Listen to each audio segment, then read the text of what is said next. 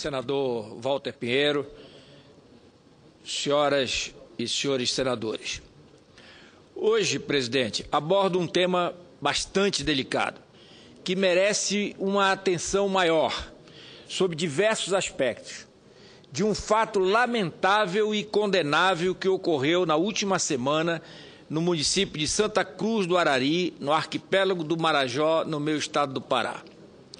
De acordo com as denúncias veiculadas na imprensa local, regional, nacional e até internacional, o prefeito da cidade de Santa Cruz do Arari, Marcelo Pamplona, passou a oferecer aos moradores de 5 a 10 reais para cada cachorro que fosse capturado na cidade. Os animais apreendidos teriam sido mortos posteriormente. E a Secretaria de Transporte do município de Santa Cruz ainda teria cedido uma embarcação para transportar cachorros vivos para uma ilha distante, onde ficariam sem água e sem comida. A denúncia, senhoras e senhores senadores, foi feita pelo diretor do Centro de Controle de Zoonoses de Belém, Altevir Lopes. Segundo ele, a preferência era eliminar as fêmeas. Em nota, a prefeitura se justificou, alegando que os cachorros estavam atacando a população e, por isso, tomou a decisão de pedir o extermínio dos animais. Verdadeiro absurdo. A reação negativa foi imediata. A mídia do Brasil e do mundo inteiro, além de criar indignação, também nas redes sociais. Artistas conhecidos nacionalmente e que defendem a bandeira de proteção aos animais também usaram a internet para repudiar o ocorrido. As imagens dos cachorros sendo arrastados pelas ruas, registradas por moradores, chocaram e ainda chocam a todos. A Secretaria de Estado de Saúde Pública do Governo do Estado do Pará já enviou uma equipe de técnicos da Coordenação Estadual de Zoonoses ao município para fazer um levantamento epidemiológico e determinar qual a medida mais adequada para controlar a superpopulação de cães. O Ministério Público também já investiga os responsáveis e a Delegacia de Meio Ambiente da Polícia Civil abriu inquérito para apurar os fatos. Vamos refletir sobre o caso. Sem dúvida alguma, esse tipo de violência contra os animais é algo repugnante e que nos dá um sentimento de revolta. Absolutamente injustificável, uma vez que existem diversas outras formas de se conter a proliferação de animais. O mundo, como eu disse, através da imprensa internacional, ficou indignado com a situação dos cães de Santa Cruz do Arari e não poderia ser diferente. O fato revela a profunda miséria em que vive o povo do Marajó. Que a mesma indignação ocorra, então, também com a situação precária do povo marajoara, daqueles que vivem em municípios com baixíssimos índices de desenvolvimento humano. A jornalista Francinete Florenzano, em seu blog, adota exatamente esta linha de raciocínio ao afirmar que, aspas, o caso inevitavelmente remete à situação da gente marajoara, onde meninas, às vezes, ainda impúberes, se prostituem em troca de 1 quilo de carne, 1 litro de diesel ou R$1, e são levadas a isso pelas próprias famílias. A exploração de crianças é uma vergonha, uma ferida profunda. No Marajó, extremamente pobre e esquecido, não há qualquer controle. Os rios são rotas para o tráfico de madeiras, de drogas e de pessoas. É um território de ninguém. Situação perpetuada pelo descaso, conivência e corrupção. Meninas ficam à beira dos rios esperando barcos que passam. Não importa a hora do dia, para vender seus corpos em troca de comida, o que rendeu a elas o apelido de balseirinhas, entre aspas, o que parece ser aceito pela sociedade, que não mexe um músculo para dar um basta a essa desgraça.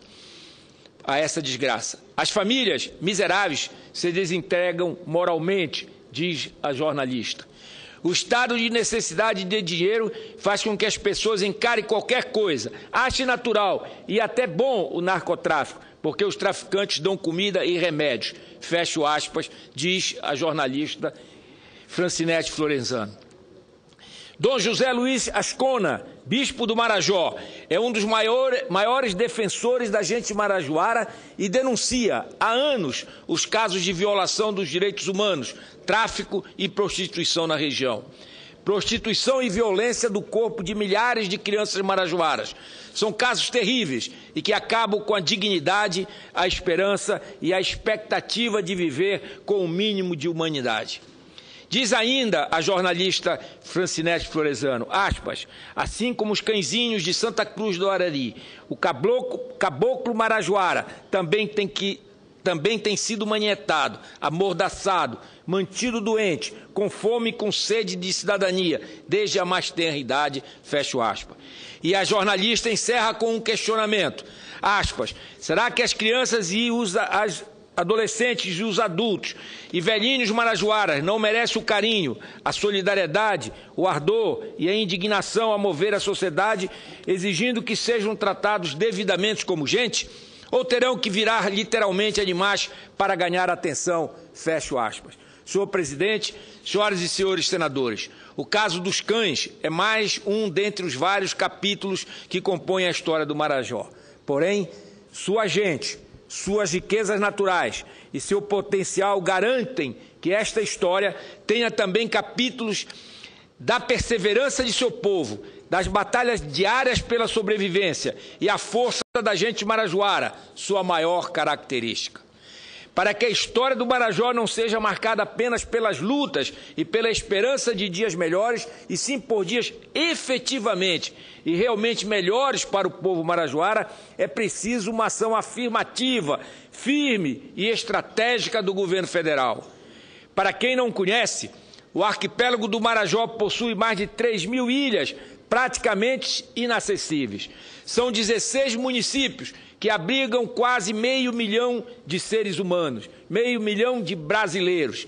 Uma área extensa, de difícil acesso e com baixa densidade demográfica, de cerca de 4 habitantes por quilômetro quadrado. Uma área que precisa de investimentos públicos significativos em todas as áreas, especialmente na infraestrutura pelo governo federal para promover seu desenvolvimento. Senhoras e senhores senadores, um desenvolvimento efetivo e não meramente festivo. A segunda opção, o desenvolvimento festivo, apenas ela foi feita pelo ex-presidente Lula, que em julho de 2006 lançou o chamado Plano de Desenvolvimento Territorial Sustentável do Arquipélago do Marajó, em breves.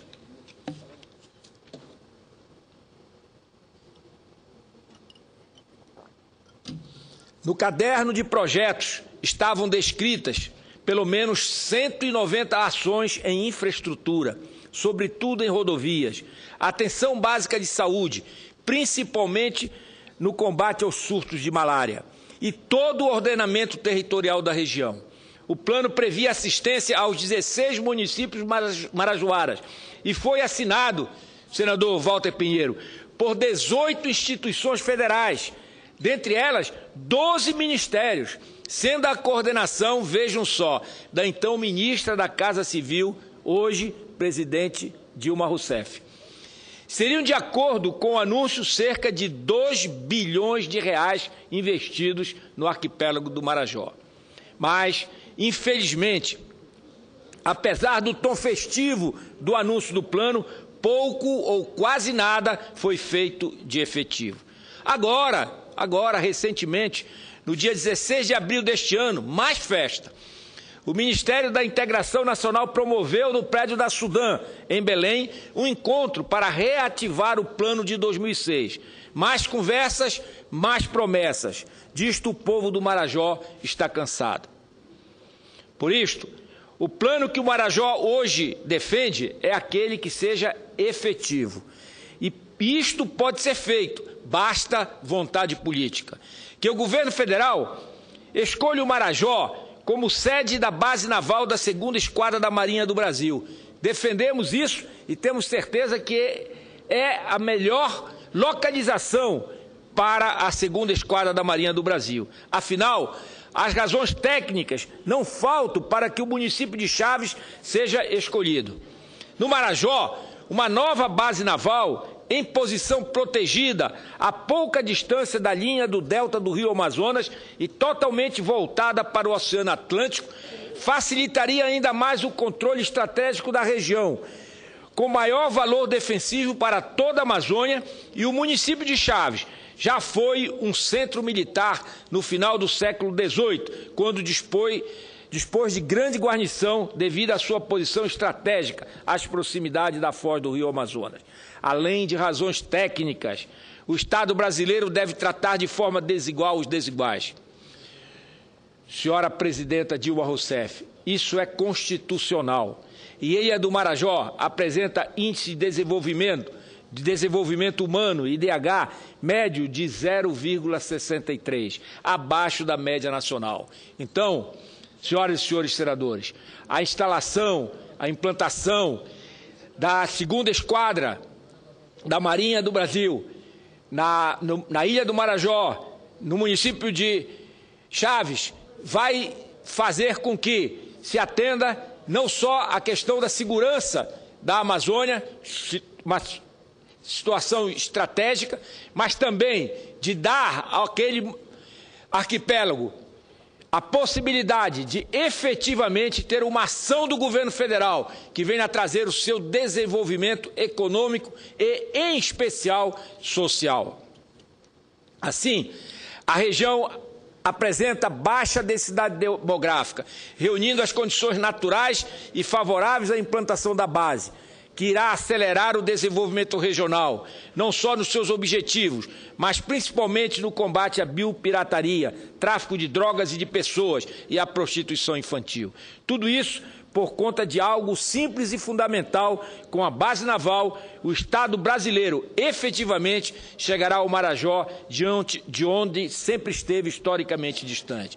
Uma outra ação, senhoras e senhores senadores, de maior importância do governo federal para o desenvolvimento econômico e social do arquipélago do Marajó é a criação da Universidade Federal do Marajó, com base na cidade de Breves, que tenho absoluta certeza, já foram criadas a Universidade Federal do Oeste do Pará, com sede em Santarém, a Universidade Federal, recentemente, do Sul e Sudeste do Pará, com sede em Marabá. Tenho certeza absoluta, Presidenta Dilma Rousseff, Vossa Excelência pode e deve recompensar ao Estado do Pará de todas as condições que não lhe são dadas, por ser o Estado do Pará um dos estados que mais ajudam a nossa nação, o nosso país, com prejuízo por ter 40% da sua base econômica não tributada pela Lei Candir, por ser um Estado exportador de matérias-primas. Estamos discutindo aqui vários projetos de interesse ao Estado do Pará e, lamentavelmente, sempre nos coloca numa situação de desvantagem em relação aos nossos estados irmãos da região amazônica. Mas é preciso que haja uma ação efetiva do governo federal. No momento em que o Marajó, lamentavelmente, aparece nas manchetes, diria, não só do nosso país, mas internacional, no sentido de ter a sua imagem denegrida por uma ação injustificável do prefeito de Santa Cruz do Arari.